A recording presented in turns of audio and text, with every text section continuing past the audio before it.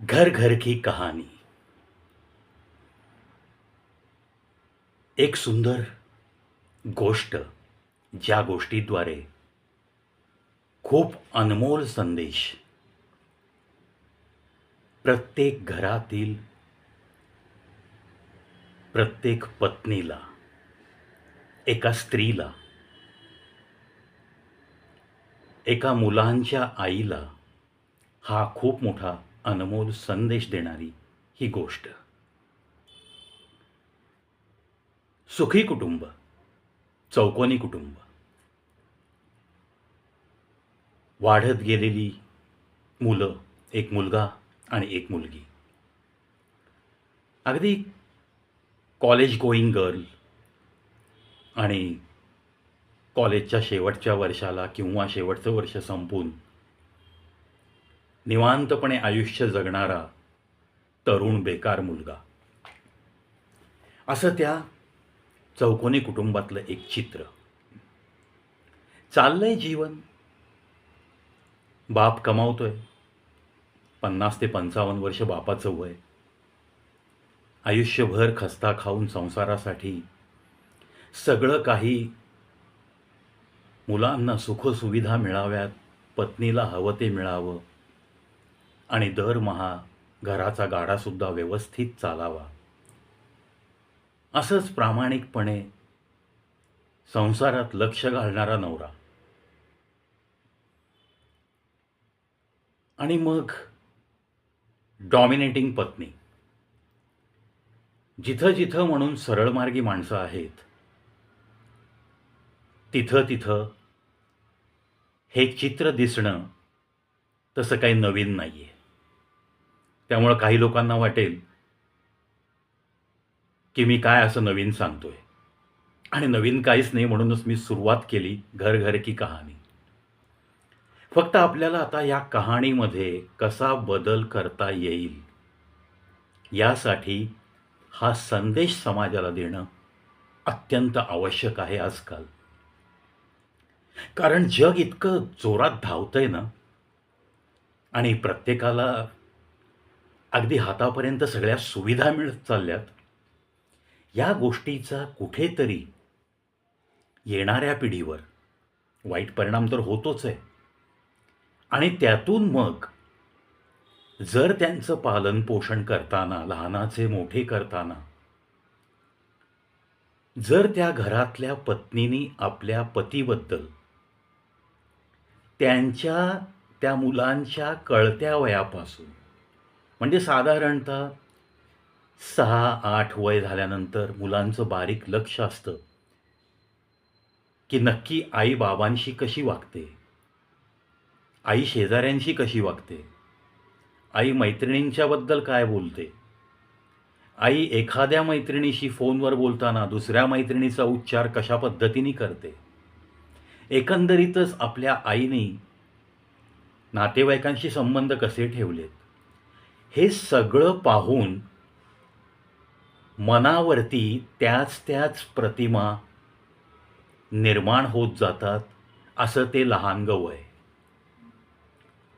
जिथं अजून स्वतः विचार करून what is right and what is wrong हे सांगू शकत नाही, बोलू शकत नाही, अशा वयापासून जर असंच वातावरण मिळत गेलं तर परिणाम जो व्हायचा तोच होतो. कारण ते वयच असं असतं की त्या लहान मुलांची पाठशाला ही सुरुवातीला घरापासून सुरू होते, हे कोणीही नाकारणार नाही. असंच एक कुटुंब चौकोनी छानपैकी मुलांचं पालनपोषण केलेलं, परंतु आपल्याच नवऱ्याची किंमत शून्य करत जगलेली एक घमेंडखोर पत्नी. म्हणजे तुम्हाला काय कळतं, इथून जी सुरुवात होते ती मग 1-2 लेकरं झाली की एक डायलॉग नक्की असतो, मी म्हणून तुमच्याशी लग्न केलं, नाहीतर कोण तुम्हाला स्वीकारलं असतं, असा डायलॉग. आणि असे डायलॉग करत करत चाललेले अनंत संसार तुम्ही आम्ही सगळ्यांनीच या जगात पाहिलेत, पाहत आहोत. आणि आता तर त्याहून कडी झाली आहे. किती दिवस आपण असे संसार तरी पाहू शकू, हा मोठा प्रश्न आज समाजापुढं निर्माण झालेला आहे. असो, तो टॉपिक निराळा आहे. आता ह्या कुटुंबाबद्दल ह्या पत्नीच्या मनामध्ये आपल्या सर्व काही व्यवस्थित आपल्या घरामध्ये पुरवठा करणारा इमानदार पती, त्याच्याविषयी असे अनुद्गार काढत काढत ती जगलेली, आणि असे अनुद्गार ऐकत ऐकत ही मुलं, एक मुलगी आणि एक मुलगा लहानाचे मोठे झाले. एक दिवस हा आपला इमानदार पती सकाळी काहीतरी त्या पत्नीने सांगितलेलं असतं, त्याची लाडकी पत्नी, काही झालं तरी तो तिला बिचारीला लाडकीच म्हणायचा. या लाडक्या पत्नीने काही गोष्टी त्यांना ऑफिस सुटल्यानंतर येता येता घेऊन या म्हणून सांगितलं. आता ही हाऊसवाईफ, ज्या बायका दिवसभर घरात असतात, एकदा घरची कामं झाली, त्यातून घरातल्या सो कॉल्ड हेवी कामांसाठी, म्हणजे धुणं भांडी आजकाल कोणीच करत नाही. वॉशिंग मशीन असलं तरीही त्याच्यामध्ये कपडे टाकायला त्यांना बाई लागते, कपडे वाळत घालायला बाई लागते. असो, ज्याची त्याची सुबत्ता असते, त्याप्रमाणे ते पेमेंट करत असतात. तेही एका दृष्टीने सामाजिकदृष्ट्या चांगलं आहे. त्याच्यामुळे एम्प्लॉयमेंट क्रिएट होते, त्याच्यामुळं काही गरीब लोकांना जगण्याचं साधन मिळतं. त्यामुळं त्यांच्या या अवगुणाला सुद्धा मी सलामच करतो. तर अशी सगळी आपल्या पत्नीची सोय बघणारा पती, त्याला ह्या पत्नीने, घमेंडखोर पत्नीने सांगितलं, की येताना अशी अशी भाजी आणायची आहे आणि अशी अशी काही कडधान्य आणायची आहेत. आता या घरात बसणाऱ्यांना काय माहिती, की त्या पतीला ऑफिसमध्ये काय जबाबदाऱ्या असतात. तिथं त्याच्याही वरिष्ठांकडनं त्याला कसा ससेमिरा चालू असतो, कशा पद्धतीने त्याला कामं करून घ्यावी लागतात, कशा पद्धतीने सबऑर्डिनेट लोकांना त्याला सांभाळत गोंजारत कामं करून घ्यावी लागतात. नाहीतर मग वरिष्ठांची कशी बोलणी खावी लागतात. बोलणी खाण्याचाच निम्मा पगार असतो. अशा भूमिकेतनं केवळ आपला संसार व्यवस्थित चालावा म्हणून तो कितीतरी गोष्टी, तोंड दाबून बुक्क्याचा मार सहन करणं ज्याला म्हणतात, अशा पद्धतीने तो नोकरीमध्ये घालवत असतो. पण तो हे सगळं, त्याचं हे दुःख जे असतं ते कधी तो घरामध्ये सांगत नसतो. घरी येताना दरवाज्यावरची बेल वाजवतानाच तो ठरवतो, की अरे आपल्याला एकदम हसत हसत आतमध्ये शिरायचं आहे. आणि याच्या विपरीत दरवाजाच्या पलीकडनं दार उघडतानाच कोणीतरी ठरवलेलं असतं, की आता आल्यावर कोणत्या विषयावरनं त्यांच्या अंगावर डाफरू, त्यांचा अवमान करू, मग मुलांच्या समोर झाला तरी बेहतर.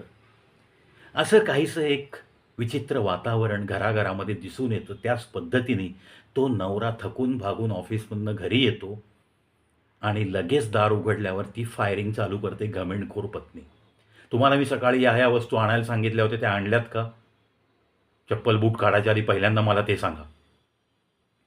तो एकतर ऑफिसमधल्या जो काही ताणतणाव आज झालेला असतो, कामाचा व्याप वाढलेला असतो, अचानक कोणत्याही गोष्टी काहीही हेड ऑफिसकडनं मागवल्या जातात, त्यामध्ये तो पिचून गेलेला असतो.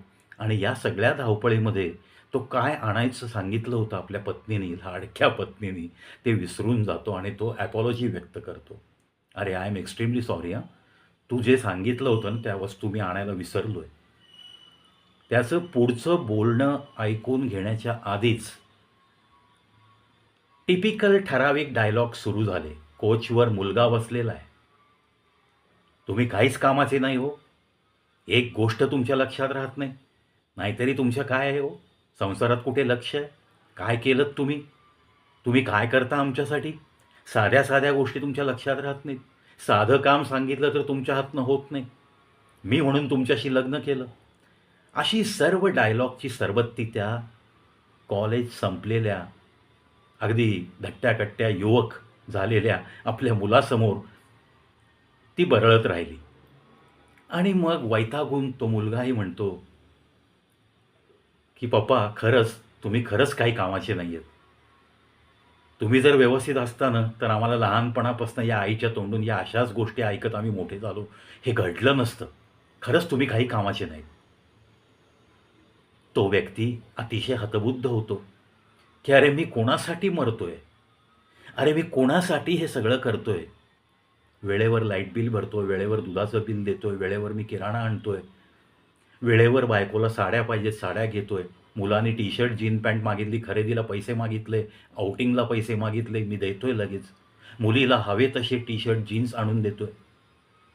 मुलीने काहीही मागितलं, ब्युटी पार्लरला जायचंय, स्वतःचा त्याग करून मी तिच्या हातात 500ची नोट ठेवतो. अरे मी हे कोणासाठी करतो? हे घर कोणासाठी केलं? हा संसार मी कोणासाठी केला?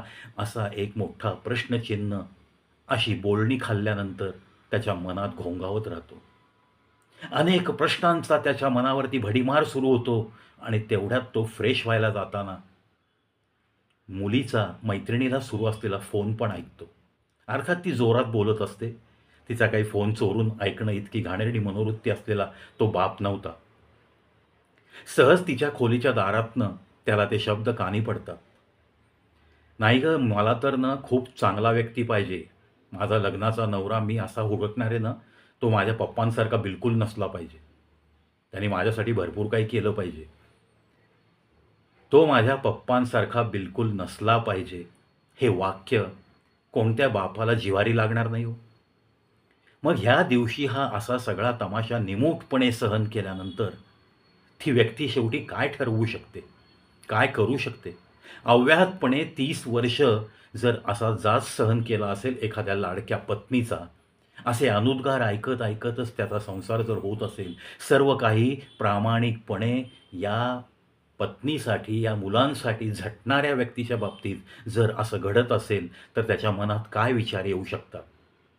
एकतर या लोकांना संपवणं, नाहीतर आपण स्वतः संपणं.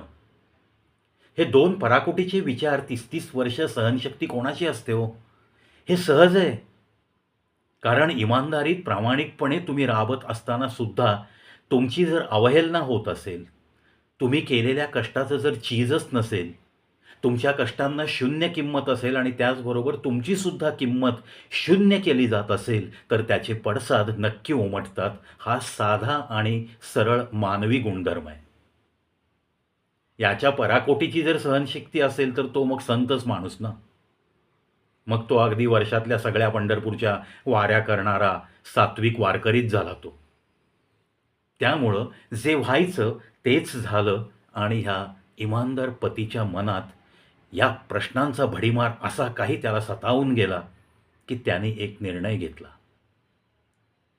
मरण्याचा नाही आणि यांना मारण्याचा पण नाही. शांतपणे घरातून निघून जाण्याचा निर्णय घेतला आणि तो पहाटेच घर सोडून निघून गेला.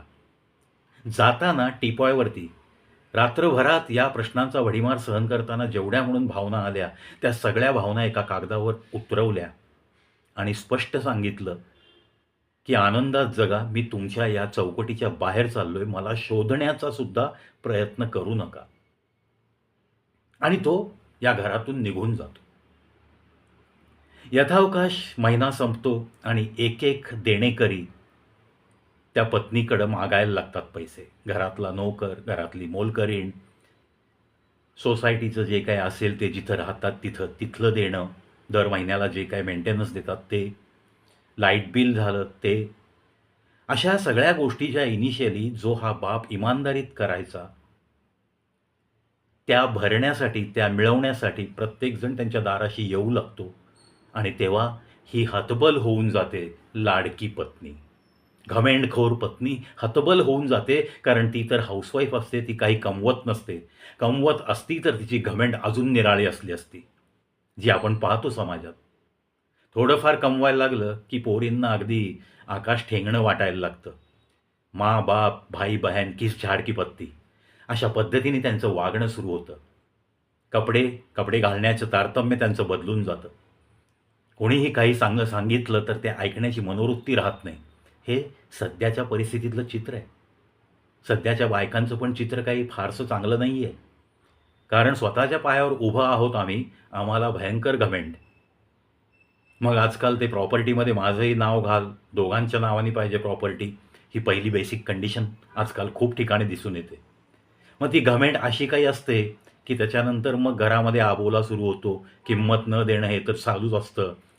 मग याचा सगळा विचित्र परिणाम होतो आणि हा परिणाम जेव्हा असह्य होतो एखाद्या इमानदार व्यक्तीला, तेव्हा तो त्या छताखाली बिलकुल राहू शकत नाही. काही जण असतात, राहतात तिथंच मारून मुटकून स्वतःच्या भावनांचा खून करत रोज काय होईल तो अपमान सहन करत गिळत गिळत, म्हणजे अपमानित आयुष्य जगण्याची काही लोकांना सवय असते. काही लोकं स्वतःच्या कलांमध्ये स्वतःला गोढवून घेतात. काही कोणाला वाचनाचा छंद आहे, कोणाला गाण्याचा छंद आहे. त्या छंदामध्ये मन कसं तरी रमवतात. जास्तीत जास्त छताच्या बाहेर मित्र कंपनींमध्ये वावरण्याचा प्रयत्न करतात. कोणी पुस्तकात तोंड खुपसून बसून आपला आपला एकांत बरा अशा पद्धतीने वागत राहतो आणि त्याचं ते वागणं त्या इतरांना स्वीकारायला लावतो, कारण तो त्याच्या खोलीत बंदिस्त आयुष्य जगतो. ह्या सगळ्या गोष्टी आजकाल समाजामध्ये फार काही नवीन नाही राहिलेल्या, सगळीकडे हेच घडतंय आणि म्हणूनच एक अनमोल संदेश मला देण्यासाठी आजचा हा व्हिडिओ. तर हे आपले इमानदार पती घर सोडून निघून गेले आणि मंथ एंडनंतर हा घरामध्ये सगळ्या लोकांचा ससेमिरा चालू झाला. घरातला नोकर म्हणतो, "मी 7 दिवस झाले, बाईसाहेब मी तुम्हाला पगार मागतोय, तुम्ही देत नाही." मोलकरीण म्हणते, "मी पण 7-8 दिवस झाले, मला पगार नाही आहे." लाईट बिल थकलं, त्याचे मेसेज यायला सुरू झाले. ह्या सगळ्या गोष्टी घडायला लागल्यानंतर खाडकन डोळे उघडले मुलाचे आणि मुलीचे. त्या घमेंडखोर पत्नी ती पण मग हतबुद्ध होऊन बोलायला लागली, की माझंच चुकलं. या घरात त्यांना जो सन्मान द्यायला हवा, जो त्यांना मिळायलाच हवा, तो मी देऊ शकले नाही. वारंवार मी त्यांचा पाणउतारा केला. वारंवार मी त्यांना कमी लेखलं. ते सगळं काही संसारासाठी इमानदारीत करत असताना सुद्धा मी त्यांची जाणीव नाही ठेवू शकले, म्हणून ती रडायला लागली. आता आपली लाडकी आई रडते म्हणल्यावर मुलालाही वाईट वाटलं, मुलीलाही वाईट वाटलं. त्या दोघं जणी आईजवळ आले. ती मुलगीसुद्धा म्हणाली, "मम्मा, तू जर लहानपणापासून आमच्यासमोर असे डायलॉग मारले नसतेस ना, तर आमच्या मनात डॅडींच्या विषयी प्रेम उत्पन्न झालं असतं. तुझीच चूक आहे ही सगळी." मुलगा पण म्हणतो, "लहानपणापासून तुमचे वादविवाद म्हणण्यापेक्षा तूच वाद घालायचीस. पप्पा शांतच असायचे. सगळं काही केलं त्यांनी आमच्यासाठी, घरासाठी. आज ही महिन्याची बिलं आपण देऊ शकत नाही. एक जण पण आपण कमवत नाही आणि तरीसुद्धा आपण त्या माणसाचा अपमान करत होतो. आपलीच लायकी नाही आहे. आज ते इथून गेलेत निघून, तेव्हा आपल्याला कळतंय की आपल्या काय चुका झाल्या." मित्रांनो, मनाला चटका लावणारी ही कहाणी. एका व्यक्तीला, एका इमानदार व्यक्तीला, जो 55 वर्षाचं आयुष्य इमानदारीत जगला, ज्याने अतिशय इमानदारीत संसार केला, ज्याने अतिशय प्रेमाने आपल्या बायका मुलांना वागवलं, स्वतःचे अनेक त्याग करून, संसारासाठी लागणाऱ्या सगळ्या गोष्टी गोळा करून घर बांधलं, आपल्या मुलाबाळांना काय हवं नको ते सगळं बघितलं, एकट्याच्या पगारात भारी भारी मोबाईल घेऊन दिले मुला-मुलीला, एकट्याच्या पगारात भारी भारी कपडे ती पोरं-पोरी घालून फिरत होती. हा माणूस मात्र फक्त 2-3 ड्रेसवर जगायचा. एकच बूट, एकच चप्पल तो 4-4, 5-5 वर्ष वापरायचा. आणि इथे बायका पोरांना दर 6 महिन्याला नवीन चप्पल, नवीन बूट लागायची. कशाची कमतरता न ठेवणाऱ्या माणसावर सुद्धा अशी वेळ येते. त्यामुळं अशा घमेंडखोर बायकांना मी सल्ला देईन, या गोष्टीतून एवढाच बोध घ्या, काहीही पतीशी मतभेद असतील तर बाहेर जा.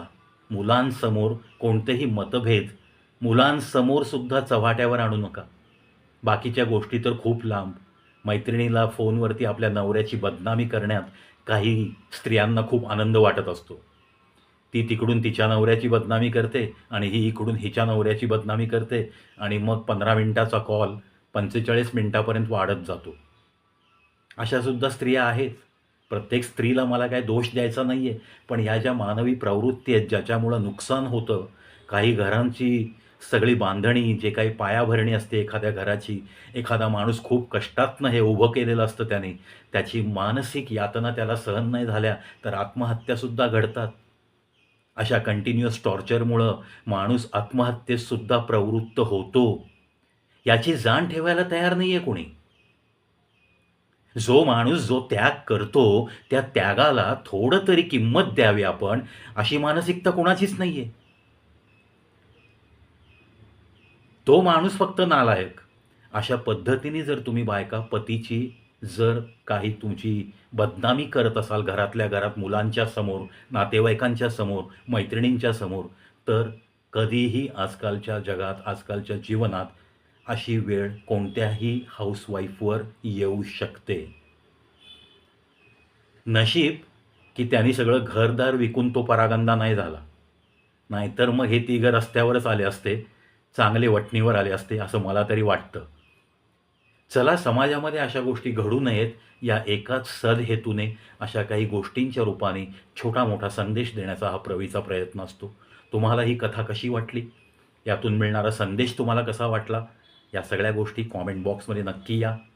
मित्रांनो, तुम्ही ऐकली असेल ही कथा, पाहिली असेल, वाचली असेल, तरीसुद्धा माझा हा प्रयत्न आहे की ज्यांनी वाचली नाही, ज्यांनी पाहिली नाही, ज्यांना हे माहीत नाही, ज्यांना समाजामध्ये अशा गोष्टी घडत आहेत याची यत्किंचितही कल्पना पण नाही, जे डोळे झाकून चाललेत की सगळं काही सुरळीत आहे समाजात, अशा लोकांपर्यंत अशा काही गोष्टी पोहोचवण्यासाठी मी असे व्हिडिओ करतो.